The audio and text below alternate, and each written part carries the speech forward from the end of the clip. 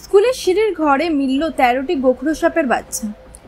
জলপাইগুড়ির বানারহাট হাই স্কুলের সিঁড়ির ঘর থেকে উদ্ধার করা হয়েছে 13টি গোখরো সাপের বাচ্চা। শুক্রবার স্কুলের এক পড়ুয়া সিঁড়ির নিচের ঘর থেকে একটি সাপের বাচ্চা বের হতে দেখে প্রধান শিক্ষককে জানায়। এরপর স্কুল কর্তৃপক্ষ বন দপ্তরকে খবর দেন।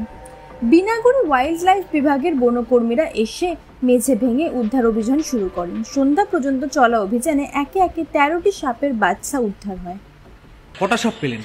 আমরা এখানে আসছি মোটামুটি আসার পরে প্রথমে পেয়েছিলাম একটা, তারপরে একটুখানি আর হচ্ছে অপেক্ষা করলাম, অপেক্ষা করার পরে একটা পর একটা বেরোচ্ছে এতক্ষণে মোটামুটি 11টা সাপ ধরা হয়েছে।